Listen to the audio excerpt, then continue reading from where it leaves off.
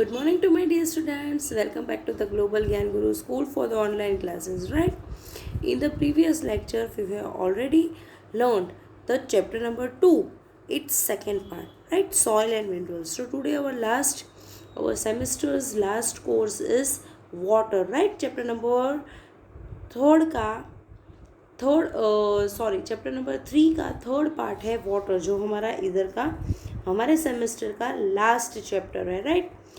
As we all know that water is very essential for our life. पानी हमारे लिए कितना ज़रूरी है, राइट? हम सब जानते हैं कि without water we can not bath, we can not drink, we can not cook food, we can not live, right? तो हमें पानी बहुत ज़रूरी है. But as we all know कि नाउअडेज अभी क्या होता है कि रेनी सीजन आती नहीं है, water is not filled in the dams, in the rivers, right?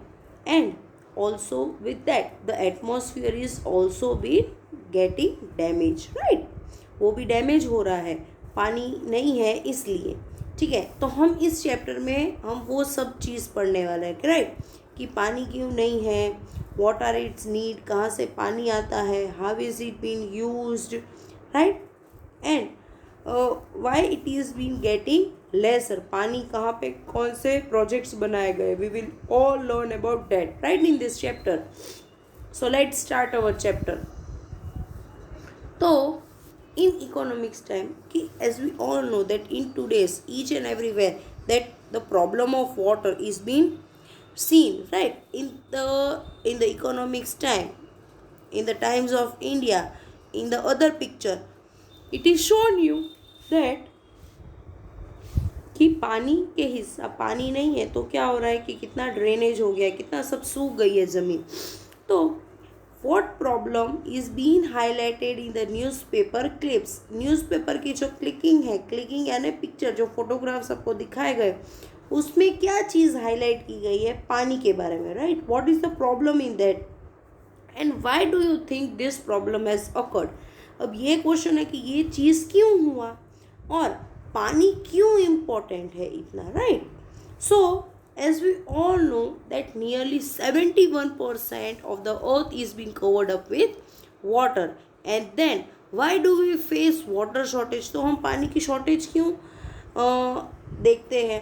71% तो वाटर है, but the reason behind that is here the cloud says, hey we are monsoon cloud, हम बारिश के क्लाउड्स है. Welcome to the India every year in this month in the June, and we become guest for about 4 months. हम जून में आते हैं और हम 4 महीने यहाँ पे रहते थे, और हम ठंडी ठंडी कूल ड्रॉप्स लाते हैं लिविंग ऑर्गेनिजम्स के लिए, जो अर्थ को फिलअप करते हैं. Rivers, lake, ponds, fresh water, सब चीज़ों को हम क्या करते हैं, we are filling up. So here the monsoon clouds had arrived, and one thirsty the sense that the little seed sitting inside use will be able to grow into a new plant. जो ज़मीन के अंदर जो seeds है वो अब क्या बनेंगे, प्लांट्स बन के उगेंगे, right? And we will become soft and ready for farms to sow. अब हम बारिश आई है तो फार्मर्स से हम क्या करेंगे, we will take the water and we will give the production, हम क्रॉप्स बढ़ेंगे, right?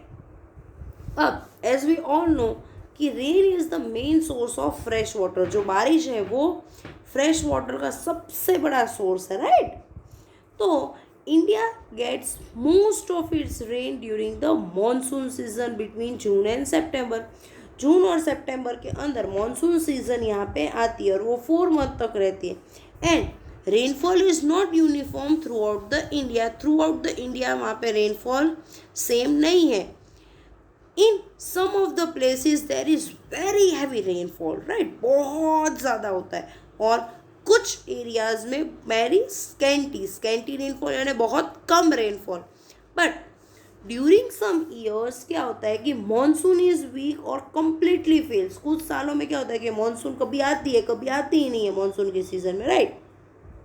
So it either sets in late or earlier. कभी वो आगे आ जाती है, कभी विदाउट सीजन की भी बारिश आ जाती है, right? We are seeing that. And the amount of rain also varies from year to year. Year to year वो बारिश कैसी होती है, चेंज होती है. And glacier melts and the melted water floats in the form of spring.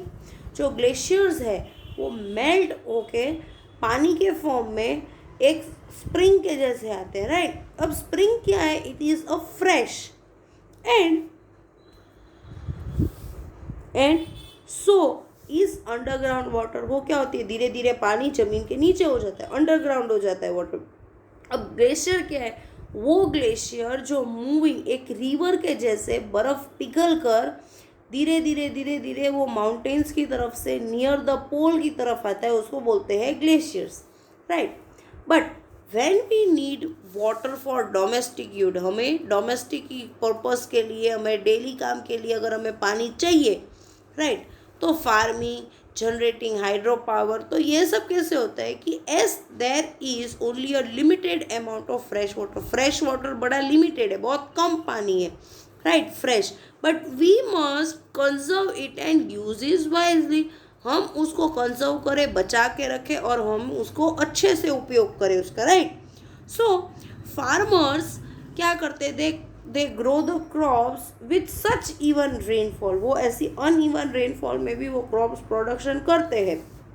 And how do we get drinking water daily in our taps. तो हमें हमारे घर में जो रोज़ पानी आता है तो वो कैसे आता है, वो भी तो एक क्वेश्चन है ना बच्चों. तो our water needs are meet by conservation of water. हमारी जो ज़रूरत है वो कैसे पूरी होती है, जो पानी को संभाल के रखा है, कंजर्व करके रखा है. हाँ, तो जो लार्ज नंबर ऑफ डैम्स है, रिवर्स है, वेल्स है, फिर रिसर्वोर्स है, टैंक है, ये सब चीज़ जो गवर्नमेंट ने बिल्टअप की है और जो कॉमन पीपल ने बिल्ड कर दी है, तो वो पानी को कंजर्व करते हैं, बचा के रखते हैं. पानी को क्या करते हैं, पानी को बचा के. तो फार्मर्स उन पानी को यूज़ करता है, डैम में से, रिवर में से, उसमें से यूज़ करके वो क्या करता है, इरिगेशन प्रोसेस से लेता है और जिससे वो प्लांट्स को पानी पहुंचाता है.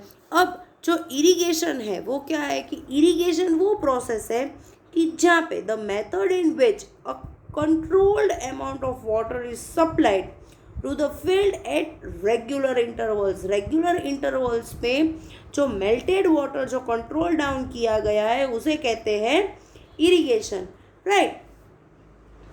देन इट्स फिर क्या है कि मीन्स ऑफ इरिगेशन, हम इरिगेशन सिस्टम कैसे करते हैं. तो as you can see in this picture, यहाँ पे इंदिरा कैनल है, राइट. ये फार्मर वेल के थ्रू फार्मिंग के अंदर पानी पहुँचा रहा है. यहाँ टैंक है बड़ा, वहाँ पे पानी सेव करके रखा है. तो ये अब कैनल्स क्या है, canals are long and narrow chain dug in the ground near water river. जो रिवर होती है उसके पास में एक लंबी सी नैरो कैनल बनाई जाती है जो पानी कैरी डाउन करती है. This they carry the river water to the field. जो खेत होते हैं वहाँ पे वो पानी, जो कैनल है वो पानी वहाँ कैरी डाउन करती है. और समटाइम्स क्या होता है कि ये कैनल हंड्रेड्स ऑफ किलोमीटर तक लंबी चलती है. क्या करती है, हंड्रेड्स ऑफ किलोमीटर तक ये कैनल होती है. अब जो इंदिरा कैनल है वो carries the water of Sutlej and Beas river. जो सतलज और बेज रिवर है उसका पानी वो साथ में लेके चलती है. And right up to the dry area of Rajasthan. जो राजस्थान का सबसे सूखी हुई जगह है ना, वहाँ भी वो पानी पहुँचाती है. कौन सी, इंदिरा कैनल. वो उसके अंदर सतलज एंड बेज रिवर है, उसका पानी it is been carrying and it is the largest canal in the India. India की सबसे लार्जेस्ट कैनल कौन सी है, Indira canal, right. And in places sometimes where the canals have not been reach, कहीं पे कैनल्स नहीं पहुंच पा रही है, then what will they do, they will dig the wells on there underground water which the water which is under the surface of the earth. जो earth surface है उसके अंदर जो पानी है उसको बोलते हैं अंडरग्राउंड वाटर, राइट. तो वो जो अंडरग्राउंड वाटर है उसको वो क्या करते हैं, खोद के एक वेल बनाते, कुआं बनाते, उसमें से वो पानी फार्मिंग के लिए यूज़ करते हैं. तो commonly seen, this process is commonly seen in the villages where they are using this water for the domestic purpose and for the irrigation for a small farm. So छोटे छोटे farms होते हैं उधर ये irrigation process के लिए ये ऐसे कुएं वाले पानी का इस्तेमाल करते हैं कि ultimately it is the water of rain, right. बारिश गिरी है तो क्या होगा कि वो बारिश गिरी है तो उसका पानी धीरे धीरे धीरे धीरे धीरे धीरे ज़मीन के अंदर नीचे जमा होगा, ठीक है. अब वो जो पानी जो स्टोर हुआ है उसको अगर आप वहाँ पानी का फ्लो जा रहा है नीचे से और अगर आपने उसके ऊपर आपने कुआं बनाया, वेल बनाया, तो वो पानी आपको तो मिलने वाला है, राइट. सो समटाइम्स क्या होता है कि underground water is found very deep. कई बार पानी क्या होता है बहुत डेप्थ में होता है, below the surface of the earth. जो अर्थ सरफेस होती है ना उसके नीचे, तो जो डीपर होल होता है are dug with the help of machineries and tubes are pushed inside to reach the water. कई बार ये जो ऐसे डेप्थ वाले जो वेल होते हैं, कुएं होते हैं, उसको खोदने के लिए मशीन का यूज़ किया जाता है या तो ट्यूब्स होती है जो पानी वहाँ तक जाएगा और उसको खींचेगा मशीन्स के थ्रू, राइट. तो ये वाटर, ये पानी क्या करेगा, ये सरफेस जो इलेक्ट्रिक होता है डीजल पंप से यूज़ किया जाता है, right. And these are called tubewells. इन्हें क्या कहते हैं, ट्यूबवेल्स कहते हैं. अब ये Uttar Pradesh, Punjab, Haryana, Gujarat leads in tubewell irrigation. जो ट्यूबवेल इरिगेशन में कौन से स्टेट्स आते हैं, पंजाब, उत्तर प्रदेश, पंजाब, हरियाणा, गुजरात, ये सब ट्यूबवेल्स वाले हैं. अब can we dig wells wherever we want. हमें जहाँ ज़रूरत हो हम वहाँ खोद सकते हैं पानी. उसका आपको जवाब देना है, सोच के जवाब देना, ओके. तो नेचुरली ये formed holes in the ground. ये जो वेल्स होते हैं वो जनरली कहाँ होते हैं, ग्राउंड में. Specially in a place where the terrains is rocky. क्या होता है, वहाँ पे रॉकी पत्थरों वाला इलाका होता है.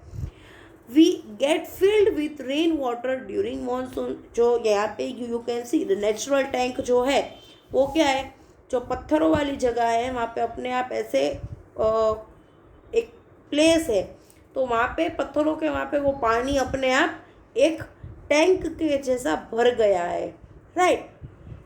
तो पीपल हु कॉन्स्टेंटली फेस, अब यहाँ पे जो बारिश का पानी आता है वो वहाँ पे सेव हो जाता है तो उसे क्या कहते हैं, नेचुरल टैंक. और जो लोग वहाँ पे कॉन्स्टेंटली, जो लोग पानी की शॉर्टेज जो देखते हैं, पानी की तंगी देखते हैं, राइट, और तो वो वहाँ पे क्या करते हैं, टैंक बनाते हैं और वो पानी को क्या करते हैं, वहाँ पे स्टोर करते हैं फॉर अ लेटर यूज़. आगे अगर उन्हें पानी चाहिए तो वो वहाँ पे उसको स्टोर करके उसका यूज़ करेंगे. तो वैसे टैंक्स को क्या बोलते हैं, आर्टिफिशियल टैंक बोलते हैं. क्या बोलते हैं, आर्टिफिशियल टैंक, ठीक है. अब एक नेचुरल टैंक होते हैं जो पत्थर और रॉकी एरियाज होते हैं ना उसके वहाँ होते हैं, और एक होते हैं कि जो अपने आप इंसान बनाते आगे उनको ज़रूरत हो तब, ठीक है. फिर है कि डैम्स. अब डैम्स क्या है कि डैम्स वो टॉल वॉल्स है जो बिल्ट अक्रॉस हुई है रिवर्स की टू होल्ड बैक द हो फ्लो ऑफ वाटर. जो वाटर फ्लो जो होता है उसको क्या करते हैं, वो उसको सेव करते हैं, राइट. And these walls have special gates. वहाँ पे गेट्स होते हैं कॉल्ड शुलिट्स गेट. क्या कहते हैं उन्हें, शुलिट्स गेट.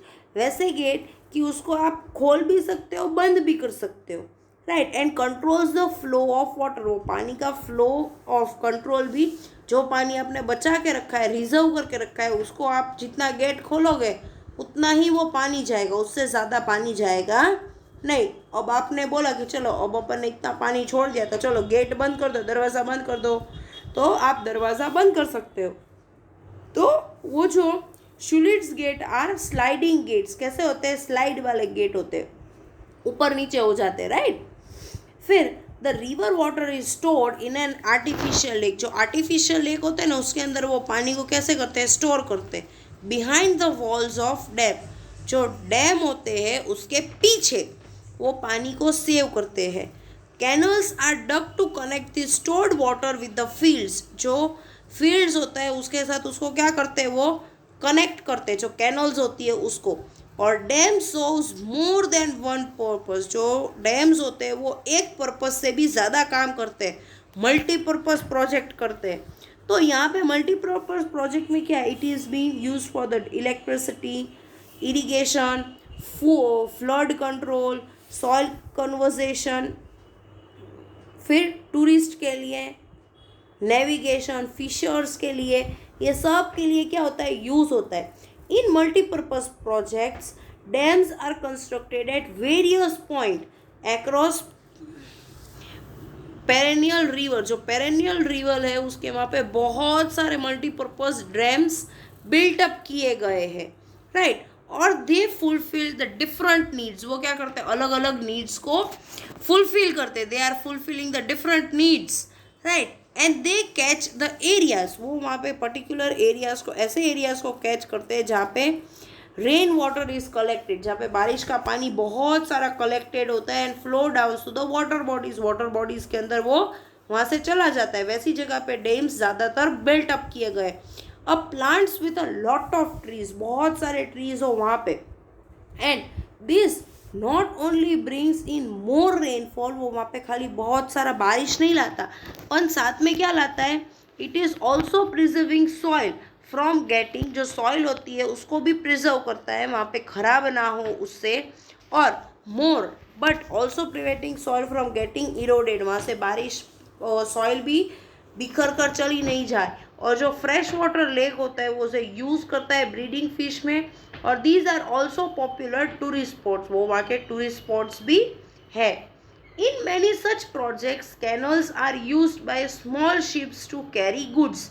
वहाँ पे जो स्मॉल शिप्स होती है वहाँ पे गुड्स का इम्पोर्ट एंड एक्सपोर्ट का प्रोसेस भी चलता है, राइट। फिर यहाँ पे आपको मल्टीपर्पज़ प्रोजेक्ट्स के नेम दिए गए हैं, राइट। तो यहाँ क्या है मल्टीपर्पज़ प्रोजेक्ट में कि यहाँ पे you have given the river Bhagirathi. वो कौन से स्टेट में, उत्तराखंड में। उसकी हाइट्स क्या है, हाईलाइट्स क्या है कि हाई डैम इन इंडिया, सबसे हाईएस्ट डैम है, और 8th highest dam in the world. In a Rocky and earth field embankment dam. कैसा है, एम्बैंकमेंट डैम है और रॉकी प्लेस में। You can see in this picture कि पत्थर वाली एरिया में ही वो है।